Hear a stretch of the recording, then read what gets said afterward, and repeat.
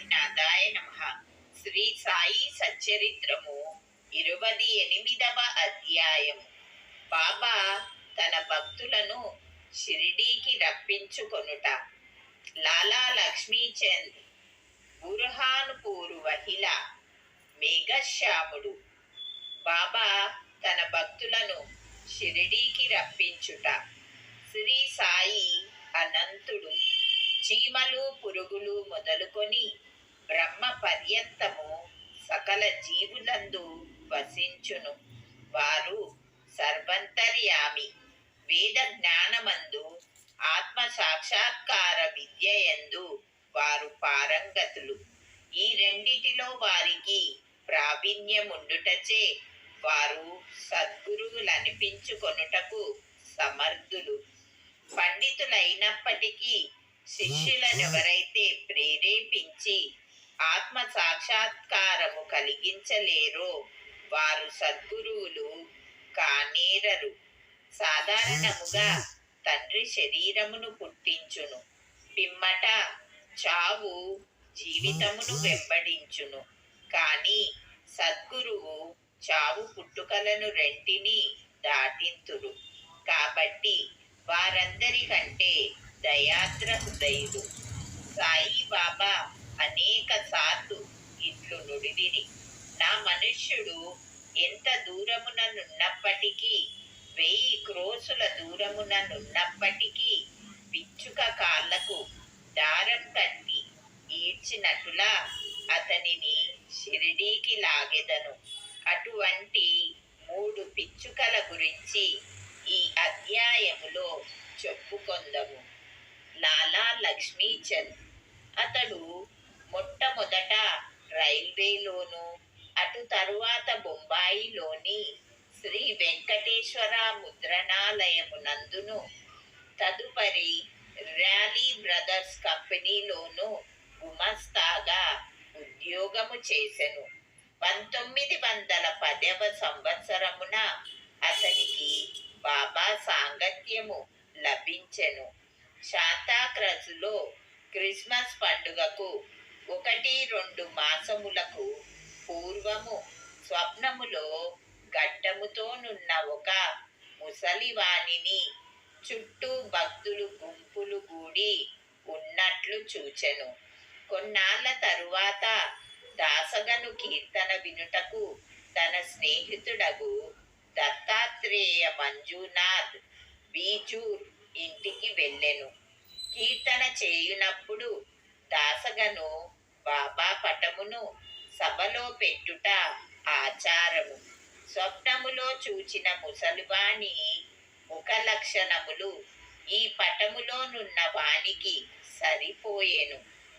కావున తాను సాయి బాబాను స్వప్నములో చూచినట్టులా గ్రహించెను. పటము, దాసగను కీర్తన, తుకారాం జీవితము ఇవన్నీ మనసున నాటి లక్ష్మీచంద్ షిరిడీ పోవుటకు ఉవ్విళ్ళూరుచుండెను. సద్గురుని వెతుకుటలోనూ ఆధ్యాత్మిక కృషి అందును దేవుడు భక్తులకు సహాయపడును అనునది భక్తులకు అనుభవమే. ఆనాటి రాత్రి 8 గంటలకు అతని స్నేహితుడగు శంకరరావు వచ్చి తలుపు కొట్టి షిరిడీకి వచ్చెదవా అని అడిగెను. అతని ఆనందమునకు అంతులేకుండెను. షిరిడీకి పోవలెనని నిశ్చయించుకొనెను.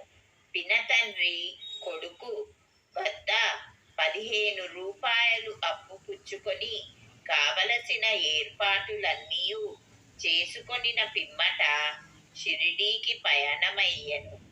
రైలులోనతడును స్నేహితుడును శంకరరావును భజన చేసిరి. సాయిబాబాను గూర్చి తోటి ప్రయాణికులనడిగిరి. చాలా సంవత్సరముల నుంచి షిరిడీలోనున్న సాయిబాబా గొప్ప యోగి పుంగవులని వారు చెప్పిరి. కోపర్గాం రాగానే అతడు బాబా కొరకు జామ పండ్లను కొనవలెననుకొనెను. కాని ఆ గ్రామ పరిసరములను ప్రకృతి దృశ్యములను చూచి ఆనందించి ఆ విషయమును మరిచెను. షిరిడీ సమీపించుచుండగా వారికి సంగతి జ్ఞప్తికి వచ్చెను. అప్పుడే ఒక ముసలమ్మ నెత్తిపై జామ పండ్ల గంప పెట్టుకొని తమ గుర్రపు బండి వెంట పరుగెత్తుకొని వచ్చుచుండెను. అతడు బండి నాపి కొన్ని ఎంపుడు పండ్లను మాత్రమే కొనెను. అప్పుడా ముసలమ్మ తక్కిన పండ్లను కూడా తీసుకొని తన పక్షమున బాబా కర్పితము చేయుడని కోరెను. జామ పండ్లను కొనవలెననుకొనుట, ఆ విషయమే మరచుట, ముసలమ్మను కలుసుకొనుట, ఆమె భక్తి, ఇవన్నీయు ఇద్దరికి ఆశ్చర్యమును కలుగజేసెను. ఆ ముసలమ్మ తాను స్వప్నములో చూచిన ముసలివాని బంధువై ఉండవచ్చుననుకొనెను. అంతలో బండి షిరిడీ చేరెను. వారు మసీదుపై జెండాలను చూచి నమస్కరించిరి. పూజా సామాగ్రితో మసీదుకు వెళ్ళి బాబాను ఉచిత రీతిన పూజించిరి. లక్ష్మీచంద్ మనస్సు కరిగెను. బాబాను చూచి చాలా సంతసించెను. సువాసన గల తామర పువ్వును భ్రమరము చూచి సంతసించినటులా బాబా పాదముల చూచి సంతసించెను. అప్పుడు బాబా ఇట్లనెను, టక్కరివాడు దారిలో భజన చేయును, నన్ను గూర్చి ఇతరులను విచారించుచుండును. ఇతరులను అడగనేలా, మన కండ్లతోడ సమస్తము చూడవలెను. ఇతరులను అడగవలసిన అవసరమేమి? మీ స్వప్నము నిజమైనదా కాదా అనునది ఆలోచించుము. మార్వాడి వద్ద 15 రూపాయలు అప్పు తీసుకొని షిరిడీ దర్శనము చేయవలసిన అవసరమేమి? హృదయములోని కోరిక ఇప్పుడైనా నెరవేరినదా అని అనెను. ఆ మాటలు విని బాబా సర్వజ్ఞత్వమునకు లక్ష్మీచంద్ ఆశ్చర్యపడెను. బాబాకి సంగతులన్నీయు ఎటుల తెలిసినవని అతడు ఆశ్చర్యపడెను. ఇంతలో ముఖ్యముగా గమనింపదగినది, బాబా దర్శనము కొరకు గాని, సెలవు రోజు అనగా పండుగ దినము గడుపుటకు గాని, తీర్థయాత్రకు పోవుటకు గాని అప్పు చేయరాదని బాబా అభిప్రాయము. సాంజ ఉప్మా. మధ్యాహ్న భోజనమునకు కూర్చున్నప్పుడు లక్ష్మీచందుకు ఒక భక్తుడు సాంజాను ప్రసాదముగా ఇచ్చెను. అది తిని లక్ష్మీచందు సంతసించెను. ఆ మరుసటి దినము కూడా దానిని ఆశించెను. కాని ఎవరునూ సాంజా తేలేదు. అతడు సాంజాకై కనిపెట్టుకొని ఉండెను. 3వ రోజు హారతీ సమయమందు బాపు సాహెబ్ జోగు ఏమి నైవేద్యము తీసుకొని రావలనని బాబాను అడిగెను. సాంజా తీసుకొని రమ్మని బాబా చెప్పెను. భక్తులు 2 కుండల నిండా సాంజా తెచ్చిరి. లక్ష్మీచంద్ చాలా ఆకలితో నుండెను. అతని వీపు నొప్పిగా నుండెను. బాబా ఇట్లనెను, నీవు ఆకలితో నుండుట మేలైనది. కావలసినంత సాంజా తినుము. నీ వీపు నొప్పికి ఏదైనా ఔషధము తీసుకొనుము. బాబా తన మనస్సును కనుగొనెనని లక్ష్మీచంద్ 2వసారి ఆశ్చర్యపడెను. బాబా ఎంత సర్వజ్ఞుడు! దోష దృష్టి. ఆ సమయముననే లక్ష్మీచంద్ చావడి ఉత్సవమును చూచెను. అప్పుడు బాబా దగ్గుచే బాధపడుచుండెను. ఎవరిదో దోషదృష్టి ప్రసరించుటచే బాబాకు బాధ కలిగినదనుకొనెను. ఆ మరుసటి ఉదయము లక్ష్మీచంద్ మసీదుకు పోగా బాబా శ్యామాతో ఇట్లనియే, ఎవరిదో దోషదృష్టి నాపై పడుటచే నేను బాధపడుచున్నాను. ఇట్లు లక్ష్మీచంద్ మనసులో ఏమి భావించుచుండెనో అది అంతయు బాబా వెల్లడి చేయుచుండెను. ఈ విధముగా సర్వజ్ఞతకు కారుణ్యమునకు కావలసినన్ని నిదర్శనములను కని లక్ష్మీచందు బాబా పాదములపై పడి, మీ దర్శనము వలన నేనెంతో సంతోషించి తిని, ఎల్లప్పుడూ నా యందు దయా దాక్షిణ్యములు చూపి నన్ను రక్షించుము. నాకీ ప్రపంచములో మీ పాదములు తప్ప ఇతర దైవము లేదు. నా మనసు ఎల్లప్పుడూ మీ పాద పూజ యందు మీ భజన యందు ప్రీతి చెందును గాక. మీ కటాక్షముచే నన్ను ప్రపంచ బాధల నుండి కాపాడుదురుగాక. నేనెల్లప్పుడూ మీ నామమునే జపించుచు సంతోషముతో ఉందునుగాక అని ప్రార్థించెను. బాబా ఆశీర్వాదమును బూదీ ప్రసాదములను పుచ్చుకొని లక్ష్మీచంద్ సంతోషముతో తృప్తితో స్నేహితుతో కలిసి ఇంటికి తిరిగి వచ్చెను. దారిలో బాబా మహిమలను కీర్తించుచుండెను. సదా బాబాకు నిజమైన భక్తుడుగా ఉండెను. షిరిడీకి పోవు పరిచితుల ద్వారా పూలమాలలు, కర్పూరము, దక్షిణ పంపుచుండెను. బుర్హాన్పూర్ మహిళ ఇంకొక పిచ్చుక భక్తురాలి వృత్తాంతము చూచెదము. బుర్హాన్పూరులో ఒక మహిళకు సాయి స్వప్నములో కనపడి గుమ్మము వద్దకు వచ్చి తినుటకు కిచిడీ కావలెననెను. మేల్కొని చూడగా తన ద్వారము వద్ద ఎవ్వరూ లేకుండిరి.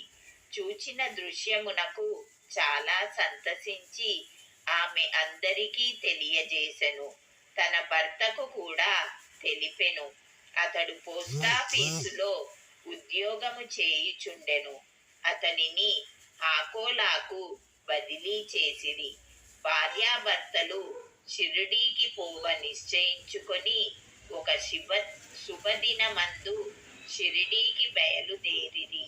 మార్గ మధ్యమున గోమతీ తీర్థమును దర్శించి షిరిడీ చేరి అచట 2 మాసములుండిరి. ప్రతిరోజు మసీదుకు పోయి బాబాను దర్శించి పూజించి మిక్కిలి సంతసించుచుండిరి. వారు బాబాకు కిచిడీ ప్రసాదము సమర్పించవలనని షిరిడీకి వచ్చిరి. కాని అది 14 రోజుల వరకు తటస్థించలేదు. ఆమెకు కాలయాపన ఇష్టము లేకుండెను. 15వ రోజు ఆమె కిచిడీతో మసీదుకు 12 గంటలకు వచ్చెను. మసీదులో అందరూ భోజనమునకు కూర్చొనిరి కనుక తెరవేసి ఉండెను. తెరవేసి ఉండునప్పుడు ఎవరూ లోపల ప్రవేశించుటకు సాహసించరు. కాని ఆమె నిలువలేకపోయెను. ఒక చేతితో తెర పైకెత్తి లోపల ప్రవేశించెను. బాబా ఆనాడు కిచిడీ కొరకు కనిపెట్టుకొని ఉన్నట్లు తోచెను. ఆమె కిచిడీ అచట పెట్టగానే బాబా సంతసముతో ముద్ద మీద ముద్ద మింగుట ప్రారంభించెను. బాబా ఆతురతను చూచి అందరూ ఆశ్చర్యపడిరి. ఈ కిచిడీ కథను విన్నవారు బాబాకు తన భక్తులపై అసాధారణ ప్రేమ ఉండుననుటకు విశ్వసించిరి. మేఘశ్యాముడు ఇక అన్నిటికంటే పెద్దదైన 3వ పిచ్చుక గురించి వినుడు. విరాంగాం నివాసియగు మేఘశ్యాముడు హరి వినాయక్ సాటే గారి వంట బ్రాహ్మణుడు. అతడు అమాయకుడైన చదువురాని శివభక్తుడు. ఎల్లప్పుడూ శివ పంచాక్షరి ఓం నమ శివాయ అని జపించువాడు. అతనికి సంధ్యావందనము గాని గాయత్రీ మంత్రము గాని తెలియకుండెను. సాటే గారికి వీని యందు శ్రద్ధ కలిగి గాయత్రి మంత్రముతో సంధ్యావందనము నేర్పించిరి. సాయిబాబా శివుని అవతారమని సాటే అతనికి బోధించి షిరిడీకి ప్రయాణము చేయించెను. బ్రోచి స్టేషను వద్ద సాయిబాబా మహమ్మదీయుడని ఎవరో చెప్పగా అతని మనసు కలవరపడి తనను అచటకు పంపవద్దని యజమానిని వేడుకొనెను. కాని ఆ యజమాని మేగుడు షిరిడీకి పోయి తీరవలెనని నిశ్చయించి అతనికి ఒక పరిచయపుటుత్తరము షిరిడీవాసి తన మామగారగు దాదా కేల్కార్కు రాసి సాయిబాబాతో పరిచయము కలగజేయవలనని ఇచ్చెను. షిరిడీ చేరి మసీదుకు పోగా బాబా కోపించి అతనిని లోపలకు రానీయక ఈ విధవను తల్లి తరిమివేయుడు అని గర్జించి మేగునితో ఇట్లనెను. నీవు గొప్ప జాతి బ్రాహ్మణుడవు, నేనా తక్కువ జాతి మహ్మదీయుడను. నీ విచటకు వచ్చినచో నీ కులము పోవును కనుక వెడలి పొమ్ము. ఈ మాటలు విని మేగుడు వనకనారంభించెను. అతడు తన మనస్సులోనున్న విషయములు బాబాకెట్లు తెలిసెనని ఆశ్చర్యపడెను. కొన్ని దినములచటనే ఉండి తనకు తోచినట్లు బాబాను సేవించుచుండెను. కాని ఇతడు సంతృప్తి చెందలేదు. తరువాత తన ఇంటికి పోయెను. అక్కడ నుండి త్రయంబక్ నాసిక్ జిల్లా పోయి అచట 1 సంవత్సరము 6 మాసములుండెను. తిరిగి షిరిడీకి వచ్చెను. ఈసారి దాదా కేల్కర్ కల్పించుకొనుటచే అతడు మసీదులో ప్రవేశించుటకు షిరిడీలో నుండుటకు బాబా సమ్మతించెను. మేఘశ్యామునకు బాబా ఉపదేశము ద్వారా సహాయము చేయలేదు. అతని మనసులోనే మార్పు కలగజేయుచు చాలా మేలు చేసెను. అప్పటి నుండి అతడు సాయిబాబాను శివుని అవతారముగా భావించుచుండెను. శివుని అర్చనకు బిల్వపత్రి కావలెను. మేగుడు ప్రతిరోజు మైళ్ళ కొలది నడిచి పత్రిని తెచ్చి బాబాను పూజించుచుండెను. గ్రామములోనున్న దేవతలనందరినీ పూజించిన పిమ్మట మసీదుకు వచ్చి బాబా గద్దెకు నమస్కరించి పిదప బాబాను పూజించుచుండెను. కొంతసేపు వారి పాదములనొత్తిన పిమ్మట బాబా పాదతీర్థమును త్రాగుచుండేడివాడు. ఒకనాడు ఖండోబా మందిరము వాకిలి మూసి ఉండుటచే ఖండోబా దేవుని పూజింపక మసీదుకు వచ్చెను. బాబా అతని పూజను అంగీకరించక తిరిగి పంపివేశెను. ఖండోబా మందిరము వాకిలి తెరిచియున్నదని చెప్పెను. మేఘశ్యాముడు మందిరమునకు పోయెను. వాకిలి తెరిచి ఉండుటచే ఖండోబాను పూజించి తిరిగి వచ్చి బాబాను పూజించెను. గంగా స్నానము. ఒక మకర సంక్రాంతి నాడు మేగుడు బాబా శరీరమునకు చందనము పూసి గంగా నది జలముతో అభిషేకము చేయదలచెను. బాబాకు అది ఇష్టము లేకుండెను. కాని అతడనేక సార్లు వేడుకొనగా బాబా సమ్మతించెను. మేఘశ్యాముడు రాను పోను 8 క్రోసుల దూరము నడచి గోమతీ నదీ తీర్థము తేవలసి ఉండెను. అతడు తీర్థమును తెచ్చి యత్నములన్నీయూ చేసుకొని బాబా వద్దకు 12 గంటలకు వచ్చి స్నానమునకు సిద్ధముగా నుండుమనెను. బాబా తనక అభిషేకము వలదనియు ఫకీరగుటచే గంగాజలముతో ఎట్టి సంబంధము లేదనియు చెప్పెను. కాని మేగుడు వినలేదు. శివునికి అభిషేకం ఇష్టము గనుక తనకు శివుడైన బాబాకు అభిషేకము చేసి తీరవలెనని పట్టుబట్టెను. బాబా సమ్మతించి క్రిందకు దిగి పీటపై కూర్చుండి తల ముందుకు సాచి ఇట్లనెను: ఓ మేఘా, ఈ చిన్న ఉపకారము చేసి పెట్టుము. శరీరమునకు తల ముఖ్యము కావున తలపైనే నీళ్లు పోయుము. శరీరమంతటిపై పోసినట్లగును. అట్లనే అని మేఘశ్యాముడు ఒప్పుకొని నీళ్లకుండను పైకెత్తి తలపై పోయ యత్నించెను. కాని భక్తి పారవశ్యమున హరహర గంగే హరహర గంగే అనుచు శరీరమంతటిపై నీళ్లు పోసెను. కుండనొక ప్రక్కకు పెట్టి బాబా వైపు చూచెను. వాని ఆశ్చర్యానందములకు మెరలేదు.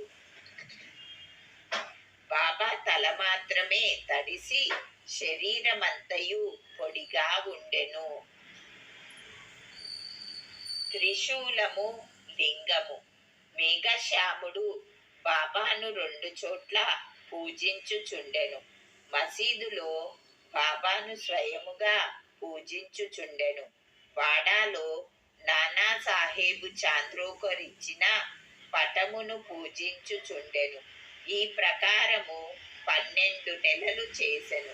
వాని భక్తికి మెచ్చుకొనెనని తెలుపుటకు బాబా అతనికొక దృష్టాంతము చూపెను. ఒకనాడు వేకువజామున మేఘుడు తన శయ్యపై పండుకొని కండ్లు మూసి ఉన్నప్పటికీ లోపల ధ్యానము చేయుచు బాబా రూపమును చూచెను. బాబా అతనిపై అక్షతలు చల్లి, మేఘా, త్రిశూలమును గీయుము అని చెప్పి అదృశ్యుడయ్యెను. మేఘుడు బాబా మాటలు విని ఆతురతగా కళ్ళు తెరిచెను. బాబా కనిపించలేదు. కానీ అక్షతలక్కడక్కడ పడి ఉండెను. బాబా వద్దకు పోయి చూచిన దృశ్యమును గూర్చి చెప్పి త్రిశూలమును గీయుటకు ఆజ్ఞనిమ్మనెను. బాబా ఇట్లనెను: నా మాటలు వినలేదా? త్రిశూలమును గీయమంటిని. అది దృశ్యము కాదు, స్వయముగా వచ్చి నేనే చెప్పితిని. నా మాటలు పొల్లుగావు, అర్థవంతములు. మేఘుడిట్లు పలికెను: మీరు నన్ను లేపినట్టులా భావించితిని. తలుపులన్నీ వేసియుండుటచే అది దృశ్యమనుకొంటిని. బాబా తిరిగి ఇట్లు జవాబిచ్చెను: ప్రవేశించుటకు నాకు వాకిలి అవసరము లేదు, నాకు రూపము లేదు. నేనన్ని చోట్ల నివసించుచున్నాను. ఎవరైతే నన్నే నమ్మి నా ధ్యానము నందే మునిగియుందురో వారి పనులన్నీయు సూత్రధారి అయినై నేనే నడిపించెదను. మేఘుడు వాడాకు తిరిగి వచ్చి బాబా పటము వద్ద గోడపై త్రిశూలమును ఎర్ర రంగుతో గీసెను. ఆ మరుసటి దినము ఒక రామదాసి భక్తుడు పూనా నుంచి వచ్చి బాబాకు నమస్కరించి ఒక లింగమును సమర్పించెను. అప్పుడే మేఘుడు కూడా అచటకు వచ్చెను. బాబా ఇట్లనెను: చూడు, శంకరుడు వచ్చినాడు, జాగ్రత్తగా పూజింపుము. మేఘుడు త్రిశూలమును గీసిన వెంటనే లింగము వచ్చుట కాంచెను. అతడాశ్చర్యపడుచుండగా మేఘశ్యాముడు వచ్చి బాబా తనకు లింగము కానుకగా ఇచ్చెనని చూపెను. దీక్షిత్ దానిని చూచి సరిగ్గా అది తన ధ్యానములో కనపడిన దాని వలె ఉన్నదని సంతసించెను. కొద్ది రోజులలో త్రిశూలమును వ్రాయిట పూర్తి కాగా బాబా మేఘశ్యాముడు పూజ చేయుచున్న పెద్ద పటము వద్ద లింగమును ప్రతిష్ఠించెను. మేఘశ్యామునకు శివుని పూజించుట చాలా ప్రీతి కనుక త్రిశూలమును వ్రాయించి లింగమును ప్రతిష్ఠించుట ద్వారా బాబా వాణి అందుండు నమ్మకమును స్థిరపరచెను. అనేక సంవత్సరములు బాబా సేవ చేసి, అనగా పూజ, మధ్యాహ్న సాయంకాల హారతి సేవలు చేసి తుదకు 1912లో మేఘశ్యాముడు కాలము నొందెను. బాబా వాణి కళేబరముపై చేతులు చాచి, ఇతడు నా నిజమైన భక్తుడు అనెను.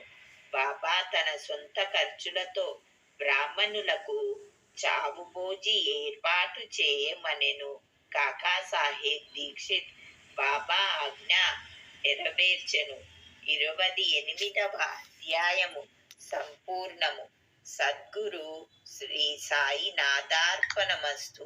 శుభం భవతు.